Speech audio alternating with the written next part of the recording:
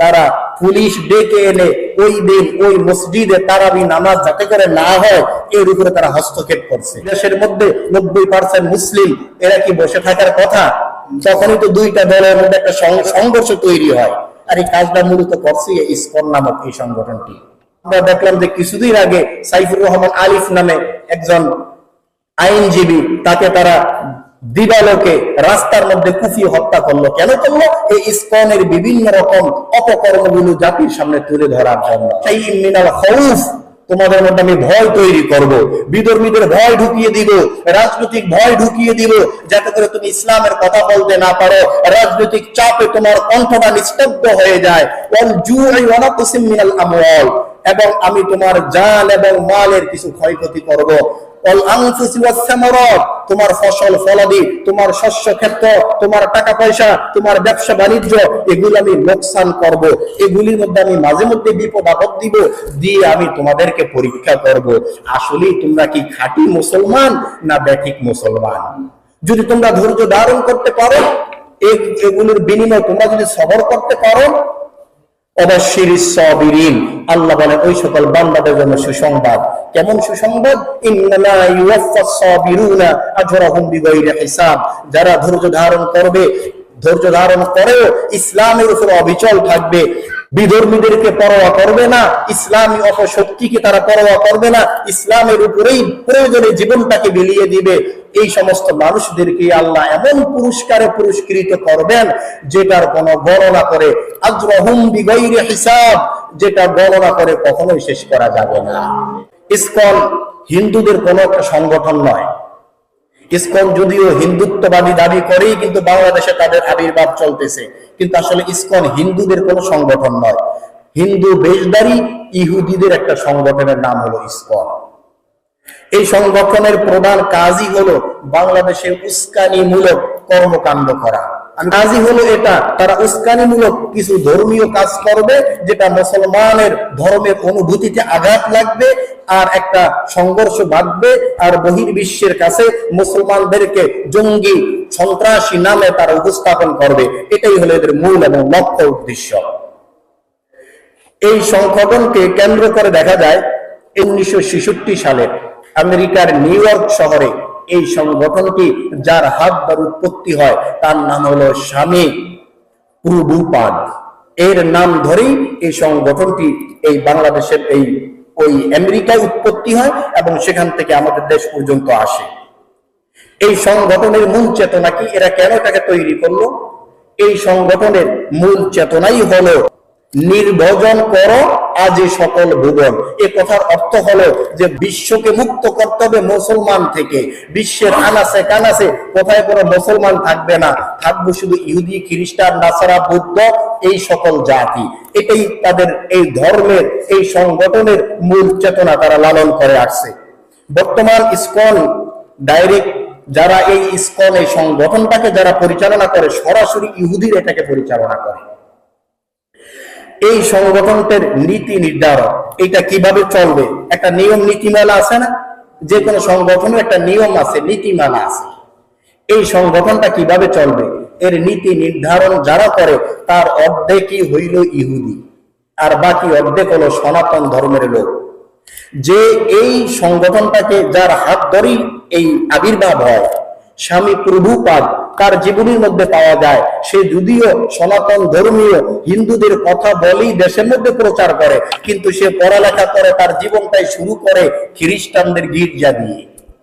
এখান থেকে প্রমাণ করে সে আসলে প্রকৃতপক্ষে হিন্দুদের ভালো চায় না, হিন্দুদের ধর্ম প্রতিষ্ঠিত করতে চায় না। সে চায় গোটা দুনিয়ার মধ্যে একটা দাঙ্গা হাঙ্গামা তৈরি করে। আমরা এটা জানি যে তারা উগ্রবাদী, তারা উগ্রবাদী হয়ে মুসলমানদেরকে কিভাবে নষ্ট করতে পারে, এটাই তাদের মূল লক্ষ্য। দেখা যায় বাংলাদেশে ইসকন যেভাবে আবির্ভূত হয়েছে, আর ইসকনের যে কাজ, এই কাজ তারা দেখাইতেছে, তারা নাচ গান করে, কিন্তু আসলে অদৌ তাদের মূল কাজ কিন্তু নাচ গান নয়। এর পিছনে বিশাল একটা রহস্য সমীকরণ আছে। এই ইসকন নামক এই সংগঠনটি বাংলাদেশের মধ্যে যে কাজগুলো করবে বলে তারা কর্মসূচি হাতে নিয়েছে এবং বাস্তবায়ন করতেছে, তার মধ্যে এক নাম্বার হলো হিন্দুদের মন্দির গুলোকে তারা দখল করে। একটু ভালো করে বুঝবেন যে হুজুর ইসকন তো একটা হিন্দুবাদিত্ব দল, তাহলে এরা আবার মন্দির দখল করা এর মানে কি? একটা কথা মনে রাখবেন, ইসকন কোন হিন্দুদের দল নয়, আগে আমি কথাটি বলছি। যেমন জামাতে ইসলামী, জামাতে ইসলামীর মধ্যে যারা আছে সবাই কিন্তু মুসলমান, কিন্তু সব মুসলমানকে জামাত ইসলাম করে? কেউ হেফাজত করে, কেউ আক্রোশী করে, কেউ সরবরাই করে, কেউ বিএনপি করে, কিন্তু জামাত ইসলাম যারা করে এই দলটার মধ্যে সবাই মুসলমান, মানেই কিন্তু জামাত ইসলাম না। আর জামাত ইসলাম মানি মুসলমান, কথা বুঝতে পারছেন? ঠিক তেমনি ভাবে ইসকনের সংগঠনের মধ্যে যারা সদস্য হিসাবে আছে তারা সকলেই হিন্দু, আর সব হিন্দু কিন্তু এই ইসকন নয়। এই ইসকন সংগঠনটা মূলতই হলো উগ্রবাদী। তো এদের মূল কাজই হইল, এক নাম্বার যে কাজ তারা বাংলাদেশের মধ্যে তারা পরিচালনা করে সেটা হলো তারা হিন্দুদের মন্দিরগুলোকে তারা দখল করে নিতেছে। ঢাকার স্বামীবাগে একটা মন্দির আছে ইসকনের, ওই মন্দিরটা আগে ছিল সনাতন ধর্মাবলম্বী হিন্দুদের, ওইটাকে তারা দখল করে নিয়ে হিন্দুদেরকে পিটিয়ে বের করে তারা সেখানে নিজেদের নাম দিয়ে ইসকন মন্দির নামে এখন পরিচালিত হইতেছে। দুই নাম্বার, এই তাদের কাজই হলো বাংলাদেশে মসজিদ গুলির মধ্যে সাম্প্রদায়িক হামলা সৃষ্টি করা। 2019 সালের ঘটনা, এই স্বামীবাদেই একটা রমজান মাসে মসজিদের মধ্যে তারাবি নামাজ চলতেছিল। ওই তারাবি নামাজ যখন চলে, নামাজ অবস্থায় এই তাদের মন্দিরের মধ্যে ঢোল বাজনা বাজতেছে, এক কথা ডিস্টার্ব হইতেছে।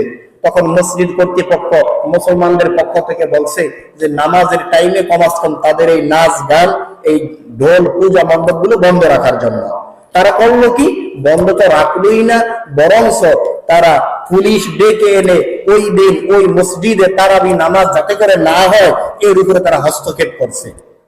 এখন অবস্থাটা কেমন হলো দেখেন, হিন্দুরা যখন এসে মুসলমানদের মসজিদে এসে তারাবি নামাজ যাতে না হয় সরকারি ভাবে বাধা প্রয়োগ করতে চাইতেছে, তখন যেই দেশের মধ্যে 90% মুসলিম, এরা কি বসে থাকার কথা?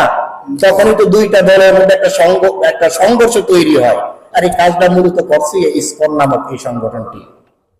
এই যে বাংলাদেশে আমরা বিগত দিনগুলোতে দেখে এসেছি যে সরকারি বড় বড় পদস্থ কর্মকর্তা সব হিন্দু। একটা প্রতিবেদন দেখছিলাম আজ থেকে 3 বছর আগে, বাংলাদেশে 54 জন ডিসি আছে, তারা হিন্দু ছিল 54 জন। এই ডিসির বলেন তো, একজন ডিসি হয় একটা জেলার, যিনি জেলা প্রশাসক, পুরা জেলাটা তার কন্ট্রোলে থাকে, সে যদি হিন্দু হয় সে মুসলমানদের উপরে সদয় হওয়ার কথা। তো এই যে শুধু এটাই নয়, এবং সরকারি বড় বড় যে সকল চাকরিগুলি আছে এই চাকরিগুলির মধ্যেও এই হিন্দুদের বেশি লোক দেখা যাইতেছে। এর পিছনে কারণ হলো ইসকন বাংলাদেশে সরকারকে বিভিন্ন রকমের প্রলোভন দেখাইতো, অনেক টাকা, কোটি কোটি টাকা, যেহেতু পশ্চিমা বিশ্বের টাকার অভাব নেই, মুসলমানদের মধ্যে একটা বিভেদ তৈরি করার জন্য তারা কোটি কোটি টাকা ইনভেস্ট করত, আর তাদের মূল লক্ষ্যই থাকতো যে সবচাইতে বেশি চাকরি এই হিন্দুদেরকে দিতে হবে। আর এই হিন্দুদেরকে চাকরি দেওয়ার পিছনে বিগত যে সরকার ছিল তারা করতো কি, যে টাকার লোভে হোক, ক্ষমতার লোভে হোক, পাওয়ারের লোভে হোক, তখন তারা হিন্দুদেরকে বেশি প্রাধান্য দিত। এই কারণে দেখা যায় হিন্দুরাই বড় বড় পদে তারা বসে থাকতো, মুসলমানদেরকে বড় চাকরিজীবী পাওয়া খুবই কম যেত। তো যারা এই ভূমিকাটা রাখতো তারাই ছিল ইসকন। পরিশেষে বলবো, ইসকন এখন তো এক সময়ের দাবি ইসকনকে নিষিদ্ধ করা। ওরা যেভাবে উগ্রবাদী হয়ে উঠতেছে, যেভাবে দেশের মধ্যে বিশৃঙ্খলা তৈরি করতেছে আর সামনের দিকে এগিয়ে যাচ্ছে, সেই দিনটা বেশি দূরে নয় যে এই ইসকন নামক সংগঠনটা একটা সময় এই বাংলাদেশটাকেই তারা দখল করে নিবে। তারা এর মধ্যে তারা রাজ্য প্রতিষ্ঠা করবে। যখন ইসকন যদি একটা সময় তাদের কন্ট্রোলে পুরো দেশ চলে যায়, তারা তো মাত্র একটা সংগঠন, এতেই তারা মুসলমানদের দেশে তারা তারাবি বন্ধ করে দেওয়ার শক্তি যদি তারা, এই সাহস তারা দেখাইতে পারে, আর যখন দেশ তাদের আওতায় চলে যাবে দেশের অবস্থা কি হবে আল্লাহ ছাড়া কেউ আর বলার অপেক্ষা রাখে না।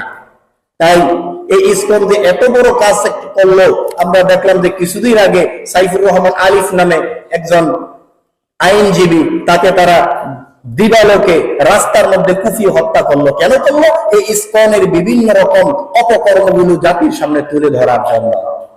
কিন্তু আমাদের সকলেরই মনে প্রাণে আপ্রাণ চেষ্টা থাকবে, দোয়া থাকবে, এবং বিভিন্ন জায়গায় মিছিল মিটিং এ আমরা অংশগ্রহণ করতে হবে, যাতে করে হিন্দুত্ববাদী এই উগ্রপন্থী দলটা যেন আমাদের দেশের মধ্যে আবির্ভূত হতে না পারে।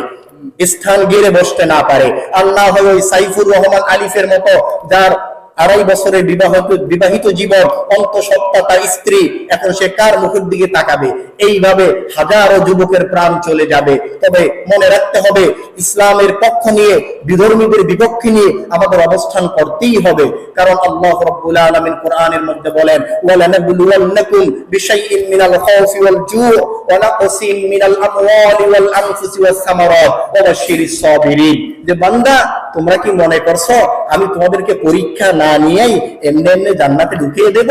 আমি তোমাদের কাছ থেকে পরীক্ষা নেব বিশাইইন মিনাল খাউফ, তোমাদের মধ্যে আমি ভয় তৈরি করব, বিধর্মীদের ভয় ঢুকিয়ে দিব, রাজনৈতিক ভয় ঢুকিয়ে দিব, যাতে করে তুমি ইসলামের কথা বলতে না পারো, রাজনৈতিক চাপে তোমার কণ্ঠটা নিস্তব্ধ হয়ে যায়। ওয়াল জু'i ওয়া নাকসিম মিনাল আমওয়াল, এবং আমি তোমার জান এবং মালের কিছু ক্ষয়ক্ষতি করব।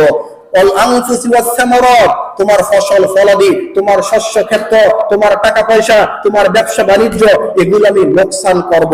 এগুলির মধ্যে আমি মাঝে মধ্যে বিপদ আপদ দিব, দিয়ে আমি তোমাদেরকে পরীক্ষা করব, আসলেই তোমরা কি খাঁটি মুসলমান না ব্যাঠিক মুসলমান। যদি তোমরা ধৈর্য ধারণ করতে পারো, এগুলির বিনিময়ে তোমরা যদি সবর করতে পারো, অবশ্যিরিস সাবিরিন, আল্লাহ বলেন ওই সকল বান্দাদের জন্য সুসংবাদ। কেমন সুসংবাদ? ইন্নামা ইউওয়াফাস সাবিরুনা আজরাহুম বিগাইরি হিসাব, যারা ধৈর্য ধারণ করবে, ধৈর্য ধারণ করেও ইসলামের উপর অবিচল থাকবে, বিধর্মীদেরকে পরোয়া করবে না, ইসলামী অপশক্তিকে তারা পরোয়া করবে না, ইসলামের উপরেই প্রয়োজনে জীবনটাকে বিলিয়ে দিবে, এই সমস্ত মানুষদেরকে আল্লাহ এমন পুরস্কারে পুরস্কৃত করবেন যেটার কোনো গণনা করে, আজরাহুম বিগাইরি হিসাব, যেটা গণনা করে কখনোই শেষ করা যাবে না।